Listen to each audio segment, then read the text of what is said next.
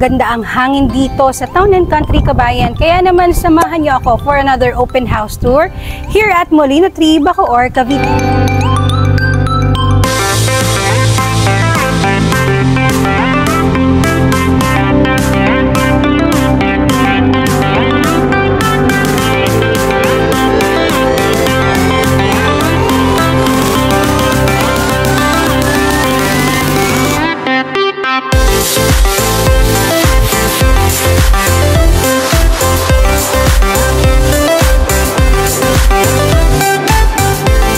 Our featured property for today's video, kabayan, is a duplex with a lot area of 75 square meters and a total developed area of 125 square meters. Kasya po dito sa car garage ang isang sasakyan.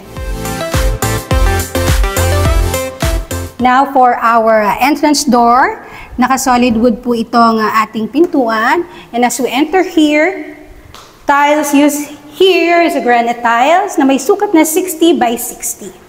Here is the living area, kabayan. Now, on this side, as we enter here sa ating main entrance door, nandito po ang ating powder room. So, sa powder room, fixtures are included and from floor to ceiling ang tiles. Now, meron tayong space dito sa ilalim ng ating stairways na pwede pang gawing storage area.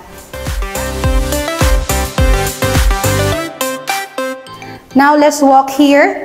This will be the dining area, and then this is the kitchen area.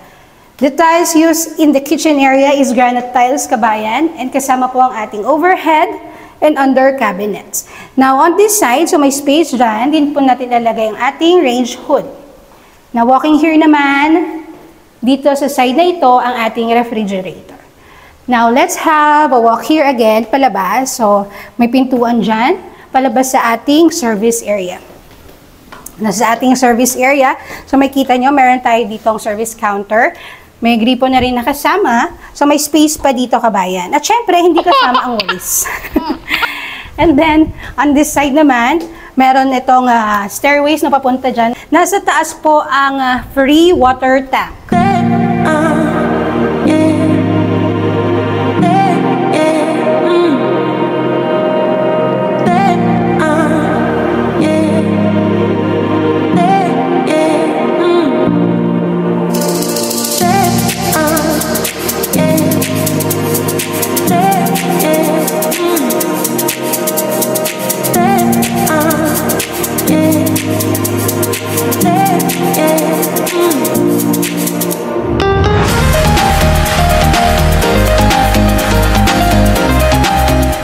In this property, kabayan, naka-fence and gate na po tayo. So, kasama po yan, included upon turnover.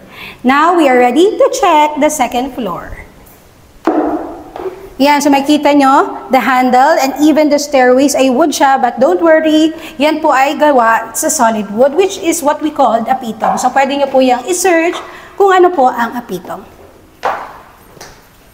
Here sa second floor, meron tayong 3 bedrooms. So, dito sa masters, and then another 2 there sa side na yan. Unahin po muna natin ng ating master's bedroom. As we enter, we have here a built-in closet. So, ganyan po ang laki niyan. May drawers there. So, imagine niyo na lang po, ako ay naka-heels and I am a 5'2" in height. So, sagad sa taas ang built-in closet. Now, walking here, nakabinil po tayo. And then, this is the vanity area. Now, we have here a sliding window.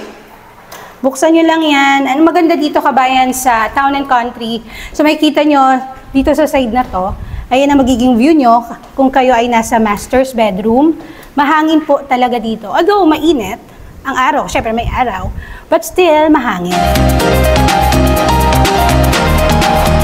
Mayroon tayo ditong nakaabang na for ating window type aircon. So, kung gusto nyo naman na split type, okay lang din po naman.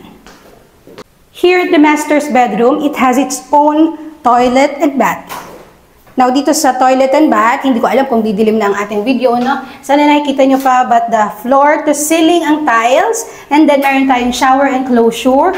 And this is the shower part. So, meron dyan talagang mga fixtures. But as of the moment, tinanggal pa siya. Pero upon delivery of the unit sa inyo po, meron kasamang fixtures na included. Now, let's check the 2 more bedrooms. Now, for another 2 bedrooms, meron po tayong common toilet and bath dyan. So, here it is. Fixtures are included also. Ayan, so medyo dumidilim na dyan kabayan. So, pagtsagaan nyo na lang at medyo itaas-taas nyo ang light ng ating cellphone. This is the bedroom number 2 kabayan. Still, merong built-in closet and a vanity area. Kasya po dito ang single to double size bed. And this is the window for this bedroom.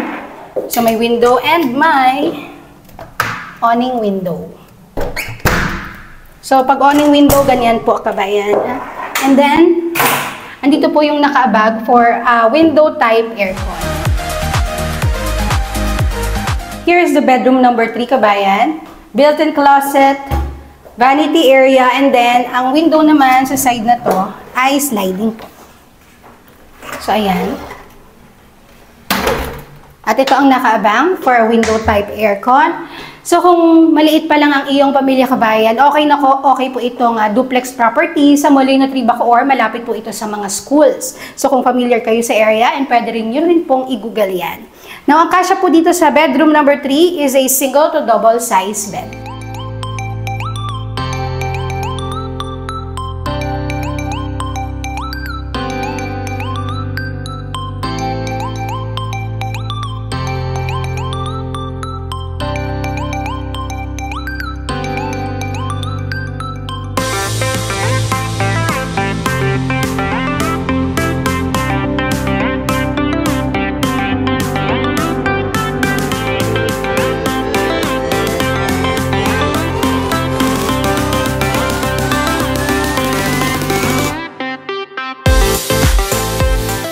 If you like this property kabayan, you can send me a message or comment po.